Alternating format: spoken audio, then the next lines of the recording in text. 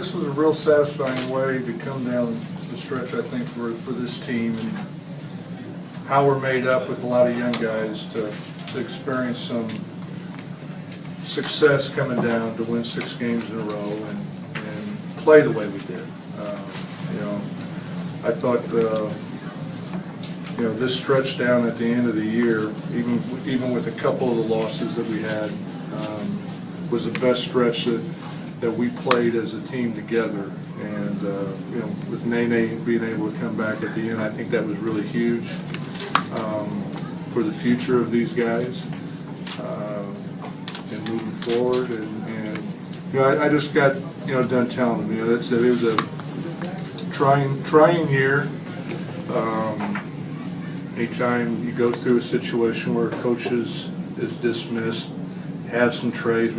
I think 4 guys come in on 10-day contracts, injuries, shuffling of people in and out.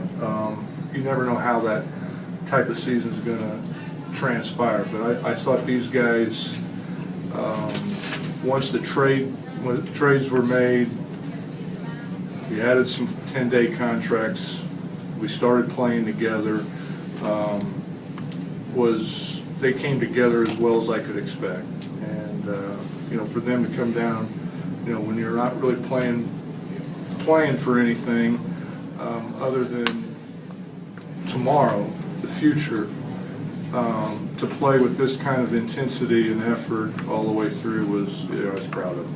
Randy, you said before the game that you can't worry about your personal situation, but coming off a stretch like this, if it turns out that you're not the coach, I'll coach somewhere. But can you walk away? Can you walk away with this feeling proud? Listen. You're in the business as long as I've been in the business. You learn to do like that. That's what I've told you guys here for the last couple of weeks. And I don't. I'm not. It's just not coach speak. All I wanted to do was try to do the best of putting these guys in a position that their talents I could try to get the most out of and put them in positions to succeed. And I tried to do that in preparing them for every game, and I think they showed that. That's all I wanted to do, without being here, in this condensed season, no practice, and I just wanted to try to make sure that we kept that boat afloat, and these guys did it. And so I don't worry about what tomorrow holds. I just want to try to, I told you, this is a good, in the end, I'm going to learn a lot of different things from this team and from this experience. It's going to help me down the road in my coaching. Whether that's here or not, I don't worry about that. I truly don't. I try to go out each day, do the best job I can, and I think when you work hard and do that, good things happen. What does this group need? Well, we got to add some talent. We got to continue to add players to this group. There's no question. I don't know where our final tallies were, but we're one of the worst 3-point shooting teams in the league. Outside shooting, playmaking. On the wings, those type of things.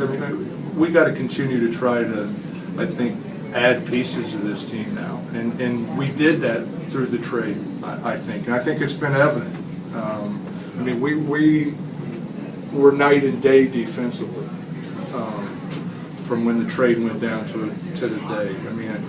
The point differential and what we were giving up to what we gave up in the 24 games, 23 games since the trade is, not even funny. So, we added, now we got to continue to do that.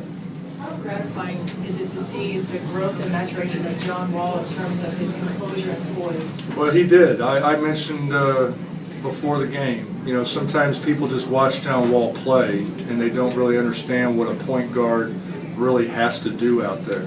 And he took huge steps, and nobody really ever understands when you get a player, whether it's the first pick in the draft or whoever it is as a point guard, if he ever is going to understand and pick up being the quarterback out there on the floor to where the coach doesn't have to direct everything and call every play, and that he has a feel for who's hot, who's not, what play to get that guy in a position to score, and John made leaps and bounds with that this year.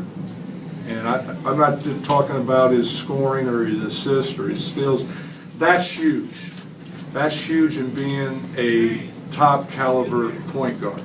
And it makes my job easier, it makes the other players' jobs easier, and it makes his job easier. To where he's not looking at me all the time and I'm not yelling at him all the time. And that's a major step. And you never know. You never know. I mean, you can interview a guy, you can sit down with a guy, and you can talk to him all the time. You never know if he's going to pick that up when the game's going 100 miles an hour. And last year, it was a challenge for him.